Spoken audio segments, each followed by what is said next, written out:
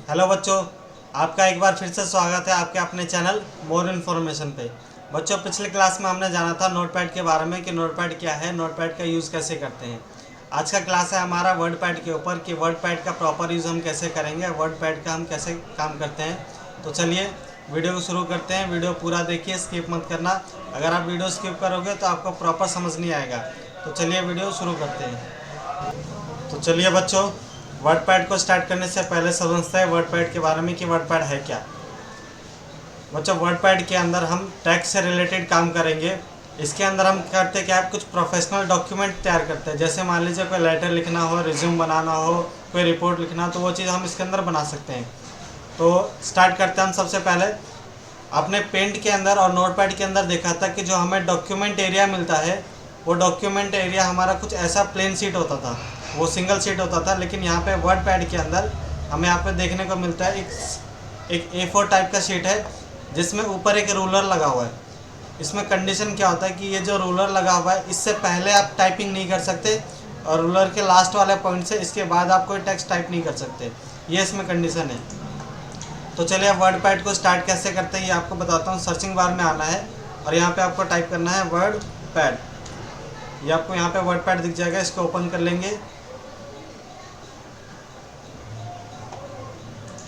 Open करने के बाद स्टार्ट करते हैं हम सीधा वर्डपैड को होम टैब से।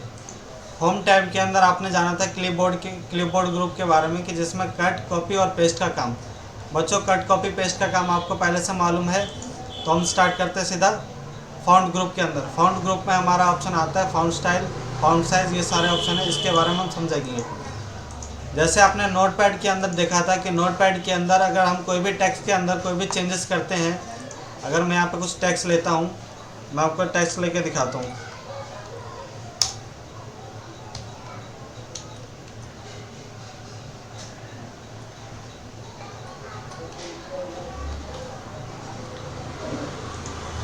इस तरीके से मैंने नोटपैड के अंदर एक कुछ टेक्स्ट लिया है। अगर मैं इस नोटपैड के अंदर कोई भी फ़ॉन्ट फॉर्मेट चेंज करता हूँ तो देखिए क्या होता है। जैसे अगर मैं एक पे चेंज करता हूँ तो सब पे ऑटोमेटिक चेंज हो जाएगा। यहाँ से मैंने फ़ॉन्ट स्टाइल लिया और यहाँ से फ़ॉन्ट साइज़ ले लिया, ओके किया, तो मैंने एक पे चेंज किया, सब पे चेंज हो गया। लेकिन वर्डपैड के अंदर बच्चों ऐसा नहीं है। वर्डपैड के अंदर यह है कि आप एक पे चेंज करोगे तो वो एक ही पे होगा। उसके लिए आपको करना क्या है, कोई टेक्स्ट लेना है इस तरीके से।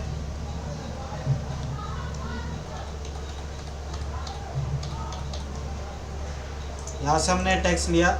अब हमें यहाँ पे इस टेक्स्ट में क्या करना है, इसका फॉन्ट स्टाइल चेंज करना है। तो सबसे पहले जितने में आपको चेंज करना है उतने को आप सिलेक्ट कर लीजिए। इस तरीके से हमने इसको सिलेक्ट कर लिया। यहाँ से फॉन्ट स्टाइल में जाके तो फॉन्ट स्टाइल जो भी हमें लेना है वो हमने ले लिया। तो ये काम होता है कि अगर आप वर्डपैड के अंदर एक टेक्स्ट के अंदर चेंजेस करोगे तो एक में ही होगा, अगर सबको सिलेक्ट करके करोगे तो सब में चेंज हो जाएगा। इस तरीके से आप चेंज कर सकते हैं। इसके बाद आते हैं फ़ॉन्ट साइज़ के ऊपर। फ़ॉन्ट साइज़ के बारे में बच्चों आपको मैंने पेंट के अंदर, नोटपैड के अंदर भी बताया था, इसमें भी आपको बता देता हूँ। जैसे हमारे पास फ़ॉन्ट स्टाइल ये है, अगर हमें इसका फ़ॉन्ट चेंज करना है तो सिलेक्ट कर लीजिए।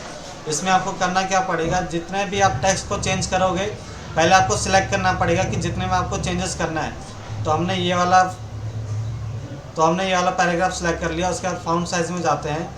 फ़ॉन्ट साइज़ में जाने के बाद यहाँ पे हमारा कुछ साइज़ दिया है, मिनिमम है 8 और मैक्सिमम 72। तो यहाँ पे हम इस तरीके से 48 लेके हमने यहाँ पे फ़ॉन्ट साइज़ चेंज कर लिया। नीचे आप आओगे तो जितने में हमने चेंज किया था सिर्फ उतने में आपको दिखेगा, बाकी जो टेक्स्ट होगा वो पहले जैसे ही होगा। अब आप यहाँ पे अगर अपने अकॉर्डिंग कोई साइज़ लेना हो तो वो भी आप ले सकते हैं। जैसे मान लीजिए यहाँ पे 28 के बाद 36 दिया है, हमें यहाँ पे लेना है कि 28 36 के बीच का कोई नंबर लेना है। जैसे हमने ले लिया 30, तो यहाँ पे आपको क्या करना है, नंबर टाइप कर लेना है 30 लिख के एंटर करना है, तो आपका साइज़ वैसा हो जाएगा। इससे भी कम करना है तो यहाँ पे आप ले लीजिए 12, हमने लेके एंटर कर लिया तो ये 12 के साइज़ में आ गया। अगर आपको 72 से भी एक्स्ट्रा लेना है तो वो भी आप ले सकते हैं। जैसे लास्ट हमारा है मैक्सिमम 72, हमें लेना है 80 पे, तो हमने यहाँ पे 80 टाइप कर लेंगे तो वो 80 का साइज़ हमें मिल जाएगा। 80 टाइप करके आपको करना है एंटर, तो आपका 80 का साइज़ आ जाएगा। इसको हम नॉर्मल कर देते हैं 12 पे। और हम जो भी टेक्स्ट टाइप करते हैं ज़्यादातर हम उसका फ़ॉन्ट लेते हैं कैलिबरी का। ये आपको ध्यान रखना है, कैलिबरी हम ज़्यादातर लेते हैं ताकि ये जो हमारा टेक्स्ट होता है ये क्लियर दिखता है। अब आते हैं ग्रो फ़ॉन्ट और श्रिंक फ़ॉन्ट के ऊपर। बच्चों ग्रो फाउंड और श्रिंक फाउंड का काम क्या होता है, जैसे मान लो मैंने यहाँ पे कोई हेडिंग लिया, यहाँ पे मैं टाइप कर लेता हूँ डॉक्यूमेंट। अब मुझे इसका साइज़ बढ़ाना है, तो मैं ग्रो फाउंड की मदद से इसका साइज़ बढ़ा सकता हूँ और श्रिंक फाउंड की मदद से इसका साइज़ कम कर सकता हूँ। इस तरीके से आपको किसी भी ऑप्शन का नाम अगर जानना हो तो आप कैसे जानोगे, सबसे पहले आपको कर्सर लेके जाना माउस का, और वहाँ पे आपको नीचे इसका पहले तो नाम दिखाएगा कि नाम क्या है, फिर उसके नीचे दिखाएगा कि ये काम क्या करता है। तो इस तरीके से आप उसका नाम और काम जान सकते हैं। तो ये हो गया हमारा ग्रो फाउंड का काम होता है कि फाउंड के साइज़ को बढ़ाना, और श्रिंक फाउंड का काम होता है फाउंड के साइज़ को कम करना। अब आते हैं बच्चों नीचे बोल्ड के ऊपर कि टेक्स्ट को बोल्ड करने के लिए मान लो यहाँ पे हम कोई हेडिंग लेते हैं रिज्यूम का। यहाँ से हमने एक रिज्यूम लिया, इसको बोल्ड करना है तो आप बोल्ड पे जाके यहाँ से हमने बोल्ड कर लिया, और बोल्ड की शॉर्टकट की होती है कंट्रोल बी। कंट्रोल बी को प्रेस करोगे बोल्ड हट जाएगा, कंट्रोल बी को प्रेस करोगे बोल्ड आ जाएगा। और ग्रो फाउंड की मदद से हमने इसका साइज़ बढ़ा लिया। फिर आता है इटैलिक के ऊपर, पहले इसका बोल्ड हटा देते हैं, कंट्रोल बी करके हमने बोल्ड हटा लिया। इटैलिक का काम बच्चों जो भी हम फाउंड लिखते हैं उसका फैंसी एंगल देता है वो, इस तरीके से ये होता है हमारा इटैलिक का काम। इसका शॉर्टकट की है कंट्रोल आई, कंट्रोल आई से इटैलिक आ जाएगा, कंट्रोल आई से इटैलिक हट जाएगा। फिर उसके बाद चलते हैं अंडरलाइन के ऊपर बच्चों। जब हम कोई सेंटेंस लिखते हैं, कोई पैराग्राफ लिखते हैं या कोई बुक के बारे में चैप्टर लिखते हैं, उसमें हम कोई भी हेडिंग देते हो तो हम हेडिंग के नीचे अंडरलाइन जरूर लगाते हैं। तो इस तरीके से अंडरलाइन लगा सकते हैं। यहाँ पे अंडरलाइन आप इस तरीके से लगा के और हटा सकते हैं। इसका शॉर्टकट की है कंट्रोल यू से अंडरलाइन आ जाएगा और कंट्रोल यू से अंडरलाइन हट जाएगा। फिर उसके बाद आता है स्ट्रिक टूथ के ऊपर। स्ट्रिक टूथ का काम बच्चों मैंने आपको पेंट में बताया था कि अगर कोई सेंटेंस हम लिखते हैं, जैसे मैंने यहाँ पे टाइप किया था डॉक्यूमेंट, ये एक डॉक्यूमेंट है जिसकी स्पेलिंग सही है। अब अगर मान लो बच्चों ये स्पेलिंग गलत होती है, मैंने यहाँ पे सी के जगह पे टाइप लिया के, मुझे ये दिखाना है कि ये स्पेलिंग गलत है, तो हम इसको कैसे दिखा सकते हैं। इसको सिलेक्ट करेंगे, स्ट्रिक ट्रूथ पे जैसे हम क्लिक करेंगे तो उसका इस तरीके से शो हो जाएगा कि ये जो भी इसको रीड करेगा तो रीड करने पे इसको पता चलेगा जो ये सेंटेंस लिखा है ये गलत है, इसको वापस से हटाना है तो स्ट्रिक ट्रूथ पे क्लिक कर दो, हट जाएगा। आई होप बच्चों कि इतना आपको समझ आ गया होगा। अब चलते हैं हम सबस्क्रिप्ट और सुपरस्क्रिप्ट के ऊपर। यहाँ पे आपको माउस लेके जाते हो, यहाँ पे आप नाम देखो सबस्क्रिप्ट, और उसके बाद आता है सुपरस्क्रिप्ट। ये काम क्या करता है बच्चों कि जब कोई टेक्स्ट लिखते हैं या कोई नंबर लिखते हैं उस पर हम ज़्यादातर इसका यूज़ करते हैं। जैसे मान लीजिए हमने यहाँ पे लिखा 10, एंटर 12, 3rd, 2nd, और एक कुछ फार्मूला लिखा हमने H2O और O2, इस तरीके से हमने कुछ फार्मूला लिखा। अब हमें ये दिखाना कि जब बच्चों आप इस तरह से कोई नंबर लेते हो तो जब यहाँ पे हम 10th या 12th टाइप करते हैं, जो उसका TH होता है ये ऊपर की तरफ होता है, तो हम इसको कैसे सिलेक्ट करेंगे। माउस का कर्सर ले जाके इसको सिलेक्ट कर लीजिए, या फिर आपको कीबोर्ड से सिलेक्ट करना है। तो जहाँ पे आपका कर्सर है, मान लीजिए मेरा कर्सर अभी है राइट में और जो मेरा सेंटेंस है वो लेफ्ट में है, तो आप उसको कैसे कीबोर्ड से सिलेक्ट करोगे, शिफ्ट के साथ लेफ्ट एरो का प्रेस करिए तो ये आपका सिलेक्ट हो जाएगा दोनों। उसके बाद सुपर स्क्रिप्ट पर जाकर इसको जैसे आप क्लिक कर देंगे तो आपका TH ऊपर चला जाएगा। तो इस तरीके से हम इसको सिलेक्ट करके सुपर स्क्रिप्ट कर सकते हैं। ये मैंने 3rd को किया और 2nd को भी कर लिया, इस तरीके से मैंने 2nd भी कर लिया। अब मान लीजिए जैसे हम H2O का फार्मूला लिखते हैं या O2 का फार्मूला लिखते हैं, तो उसमें जो हमारा 2 होगा वो नीचे की साइड ज़्यादातर होता है। तो हम इसको नीचे करने के लिए हमने क्या किया, अभी हमारा कर्सर है लेफ्ट में, हमें जो सेंटेंस सिलेक्ट करना है वो राइट में करना है, तो शिफ्ट के साथ हमने कीबोर्ड से राइट एरो को प्रेस किया तो ये 2 सेलेक्ट हो गया। अब हम यहाँ पे सुपर स्क्रिप्ट से इसको नीचे कर सकते हैं इस तरीके से।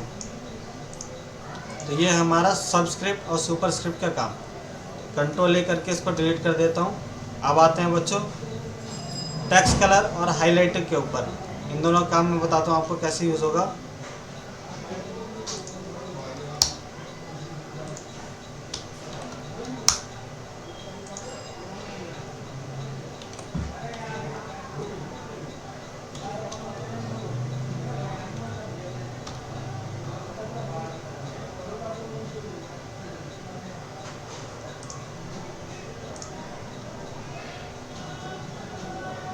हमने यहाँ पे कुछ टेक्स्ट ले लिया। अब चलते हैं टेक्स्ट कलर के ऊपर। जैसे आप माउस का कर्सर लेके जाओगे यहाँ पे टेक्स्ट कलर दिखाएगा। मान लीजिए आपको ये टेक्स्ट जो है ब्लैक में है, अगर इसका कलर चेंज करना है तो वो भी आप कैसे कर सकते हैं। मान लीजिए इसमें इंसर्ट लिखा है, इंसर्ट का मुझे कलर चेंज करके दूसरा कलर देना है। इंसर्ट को मैंने सेलेक्ट कर लिया डबल टैप करके, और टेक्स्ट कलर में चले गए, यहाँ से मैंने रेड कलर चूज़ कर लिया। इस तरीके से आप कलर चेंज कर सकते हैं। जो भी आपको कलर लेना है सिलेक्ट करके आप कलर ले लीजिए, वो आपका कलर आ जाएगा। कलर लेने का अगर आपको पूरे पैराग्राफ में कलर चाहिए तो पूरे पैराग्राफ को सिलेक्ट कर लीजिए। जितने में आपको कलर लेना है पहले आपको सिलेक्ट करना पड़ेगा, फिर आपको प्रॉपर कलर मिलेगा। इस तरीके से आप कलर ले सकते हैं। मान लीजिए कलर लेने के बाद अब आपको इसको हटाना भी है, तो आप कैसे हटाओगे? जितने में आपने कलर किया उतने को सिलेक्ट कर लीजिए। टेक्स्ट कलर के अंदर जाके यहाँ पे आपको सबसे टॉप पे ऑप्शन मिलेगा ऑटोमेटिक का। ऑटोमेटिक पे आपको क्लिक करना है, तो आपका जो भी टेक्स्ट था वो पहले जैसा हो जाएगा। यहाँ से इस कलर को भी सिलेक्ट करके ऑटोमेटिक कर लेते हैं तो हट जाएगा। इस तरीके से हमने सारे कलर को हटा लिया। अब आते हैं टेक्स्ट हाइलाइटर के ऊपर। टेक्स्ट हाइलाइटर क्या होता है बच्चों? जैसे अगर कोई हम बुक रीड करते हैं या कोई न्यूज़पेपर रीड करते हैं, कोई ऐसा सेंटेंस, कोई ऐसा वर्ड अगर जो हमें डिफ़िकल्ट लगे, तो हम क्या करते हैं, पेंसिल या मार्कर से उसको हाईलाइट कर देते हैं, ताकि वो कलर में हाईलाइट हो जाता है। तो हमें जो भी उसके बारे में चेक करना हो हम बाद में चेक कर सकते हैं। तो मान लीजिए जैसे हमें यहाँ पे कोऑर्डिनेट के बारे में इसको हाईलाइट करना है कि कोऑर्डिनेट क्या है, इसको हाईलाइट करना है। तो सबसे पहले मैंने इसको सिलेक्ट कर लिया और टेक्स्ट हाइलाइटर पे जाके यहाँ से मैंने ले लिया येलो कलर। तो इस तरीके से वो हाईलाइट हो जाएगा। अगर ब्लॉक्स के बारे में आपको हाईलाइट करना है तो ब्लॉक्स पे आपको डबल टाइप करेंगे और यहाँ से कलर ले लीजिए तो वो हाईलाइट हो जाएगा। यहाँ से अगर जो हाइलाइटर कलर आपने लिया है वो रेड है और जो टेक्स्ट का कलर है वो ब्लैक है, अगर ये पूरी तरीके से आपको शो नहीं होगा तो आप यहाँ से टेक्स्ट का कलर चेंज कर सकते हैं। यहाँ से टेक्स्ट का कलर मैं ले लेता हूँ वाइट, ताकि ये प्रॉपर हाइलाइटर समझ में आएगा। इस तरह से आप हाइलाइटर का यूज़ कर सकते हैं। फिर उसके बाद चलते हैं कि बच्चों ये कलर लगाने के बाद जो हाइलाइटर आप लगाओगे उसको हटाना भी है, तो आप कैसे हटाओगे?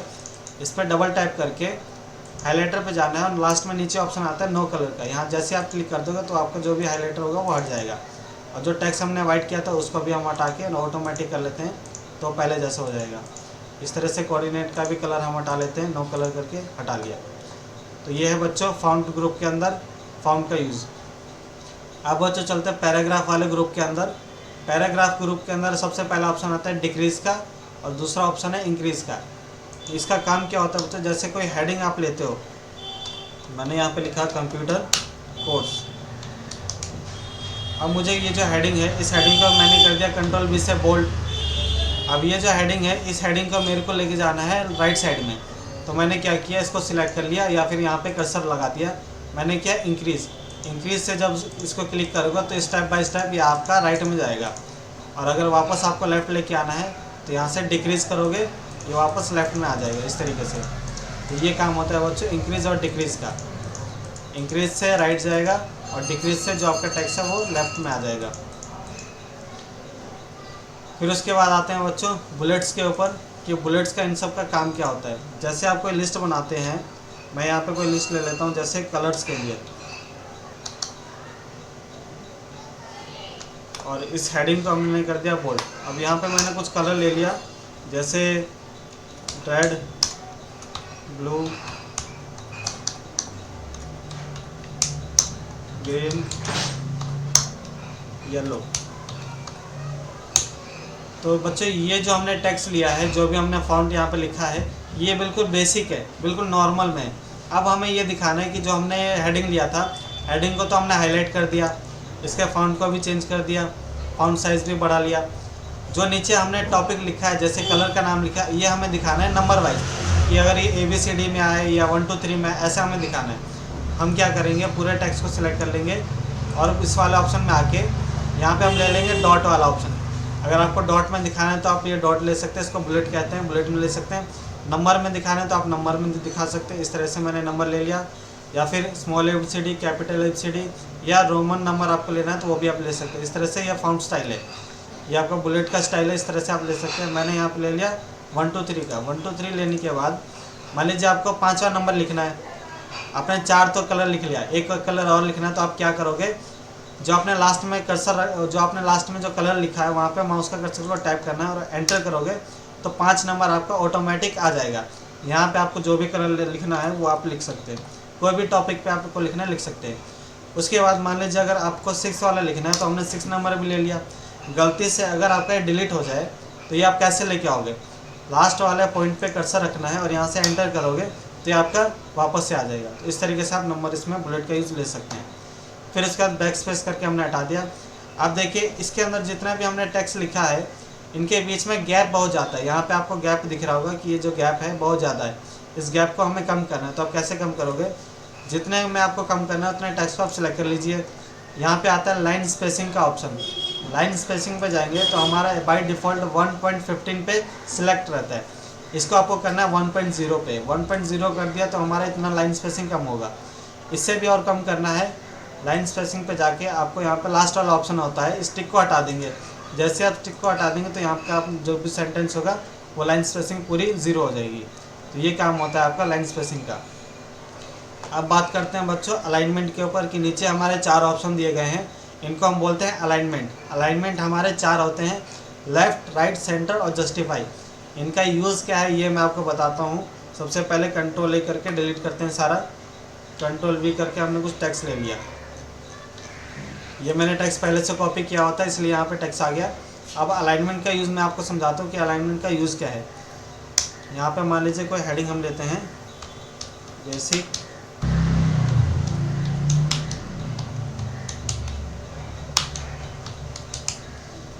इस तरीके से हमने कोई टेक्स्ट ले लिया। अब मान लीजिए ये जो आपका टेक्स्ट है, ये टेक्स्ट आपका लेफ़्ट में है, मुझे ये दिखाना है राइट साइड में। तो राइट साइड के लिए हम इंक्रीज़ का भी यूज़ कर सकते हैं, लेकिन इंक्रीज़ का यूज़ करने के लिए क्या होता है बच्चों कि स्टेप बाय स्टेप चलता है, इस तरह से स्टेप बाय स्टेप चलेगा, और डिक्रीज से स्टेप बाय स्टेप वापस पीछे आएगा। हमें एक ही क्लिक में इसको करना है राइट में। तो हम अभी हमारा ऑलरेडी ये लेफ़्ट में है, यहाँ पे आपको दिख रहा होगा ये लेफ़्ट का अलाइनमेंट है। जैसे आप कर्सर लेके जाओगे यहाँ पे आपको दिखाएगा ये अलाइनमेंट है लेफ़्ट के लिए। इसकी शॉर्टकट की होती है कंट्रोल एल, हमें इसको करना है राइट में। तो हम यहाँ पे चले जाएंगे, कर्सर के ऊपर कर्सर लेके जाएंगे, यहाँ पे अलाइनमेंट आ जाएगा राइट के लिए। इस पर जैसे आप क्लिक करोगे तो आपका पूरा कर्सर जो भी आपने सेंटेंस लिखा था वो ऑटोमेटिक पूरा राइट में चला जाएगा। तो ये हमारा राइट के लिए हो गया। अब लेफ़्ट में लाना है, वापस से हमने कंट्रोल एल करके लेफ़्ट कर दिया और राइट जाने के लिए कंट्रोल आर कर दिया। तो ये हमारा अलाइनमेंट 2 हो गया। इसके बाद समझिए अगर आपको सेंटर में लेना है तो सेंटर के लिए होता है ये वाला अलाइनमेंट, जिसकी शॉर्टकट की होती है कंट्रोल ई। यहाँ से मैंने कंट्रोल ई कर दिया या फिर अलाइनमेंट में जाके मैंने इसको कर दिया सेंटर, तो ये प्रॉपर आपका सेंटर में आ जाएगा। इस पर आपको अंडरलाइन लगाना है, अंडरलाइन लगा लीजिए। कलर लेना है, यहाँ से आप कलर भी ले सकते हैं, और फॉन्ट स्टाइल चेंज करना है तो आप वो भी कर सकते हैं इस तरीके से। यहाँ से मैंने फॉन्ट स्टाइल को बढ़ा लिया। तो ये है बच्चों 3 अलाइनमेंट, आपको समझ आ गया होगा, लेफ़्ट, राइट और सेंटर।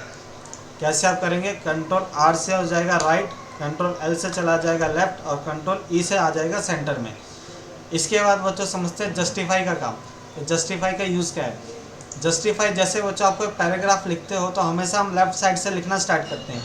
लेफ़्ट साइड से जो भी आप सेंटेंस लिखते हो तो ज़्यादातर आप यहाँ पे देख सकते हो कि ये जो लाइनिंग है ये इक्वल है, सारी लाइनिंग इक्वल है। लेकिन जो हमारा राइट साइड में जो लाइनिंग ख़त्म होता है उसमें जो लाइनिंग की स्पेसिंग है, एक आगे एक पीछे, एक आगे एक पीछे, इस तरह से दिया गया है। हमें क्या करना है कि जो हमारा राइट साइड में जो सेंटेंस है वो भी इक्वल आए। तो कैसे आएगा, जितने में आपको उसको जस्टिफाई करना है सिलेक्ट कर लीजिए और यहाँ पे आके इसको जस्टिफाई कर दीजिए। तो आप यहाँ पे देख सकते हैं कि राइट से भी हमारे इक्वल है और लेफ़्ट से भी हमारी लाइनिंग इक्वल है। तो ये होता है जस्टिफाई का काम। जस्टिफाई का शॉर्टकट क्या होता है, कंट्रोल जे। हमने इसको कर दिया वापस से, कंट्रोल एल करके लेफ़्ट कर दिया और कंट्रोल जे से जस्टिफाई कर दिया। तो इस तरीके से आप इसका यूज़ कर सकते हैं। आई होप बच्चों कि आपको इतना समझ आ गया होगा। आप चलते हैं हम पैराग्राफ के ग्रुप में। अलाइनमेंट के बाद एक और ऑप्शन आता है जिसका नाम भी पैराग्राफ ही है। इस पर जब आप क्लिक करोगे तो यहाँ पे कुछ ऑप्शन आपको देखने को मिलता है। जैसे यहाँ पे पहला ऑप्शन है इंडेंटेशन का। इंडेंटेशन के अंदर 3 ऑप्शन है, लेफ़्ट, राइट और फर्स्ट लाइन। इसका काम क्या है, सबसे पहले टेक्स्ट को मैं हटा लेता हूँ। पैराग्राफ पे आते हैं। सबसे पहला ऑप्शन है हमारा लेफ़्ट में। लेफ़्ट में आपको दिख रहा होगा कि इस पर लिखा है 0 सेंटीमीटर। इसका काम क्या है बच्चों कि जो भी आप वर्ड पैड के अंदर टेक्स्ट लिखते हो वो हमेशा लेफ़्ट साइड से शुरू होता है और 0 से शुरू होता है। जैसे यहाँ पे आपको कुछ नंबर दिख रहा होगा 1 2 3 4 5 ये दिख रहा होगा सेंटीमीटर में, तो ये हमेशा स्टार्ट होता है 0 से। हम चाहते हैं कि जब हम लेफ़्ट से टाइप करें तो हमारा 0 से स्टार्ट ना हो, वो हमारा 5 सेंटीमीटर से स्टार्ट हो। तो हम यहाँ पे क्या करेंगे, पैराग्राफ में जाके लेफ़्ट में जहाँ 0 लिखा है 0 को हटा के हम कर देंगे 5 और इसके बाद ओके करेंगे। तो यहाँ पे आप देख सकते हैं जो आपका रोलर का पॉइंट है यह 5 सेंटीमीटर पे आ गया। इसके बाद अगर आप यहाँ पे कोई भी चीज़ टाइप करेंगे तो वो 5 सेंटीमीटर से लेके लास्ट वाला जो हमारा पॉइंट है 15 सेंटीमीटर तक ही चलेगा। चाहे आप कितनी भी लाइन लिख लो, ये हमारा इसी तरीके से चलेगा।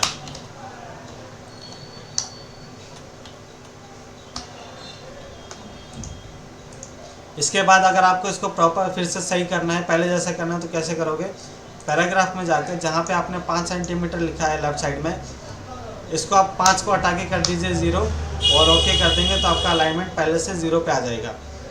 फिर आते हैं हम राइट के ऊपर, कि राइट में जैसे आप यहाँ पे देख सकते हैं रूलर के अंदर कि 0 सेंटीमीटर से लेके लास्ट हमारा पॉइंट है 15 सेंटीमीटर तक।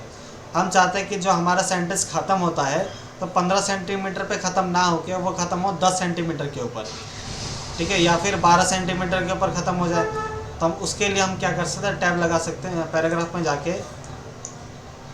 यहाँ पे हम जाएंगे राइट के ऊपर। अब हमें दिखाना है कि जो हमारा सेंटेंस 0 से शुरू होगा तो 12 पे ख़त्म होना चाहिए।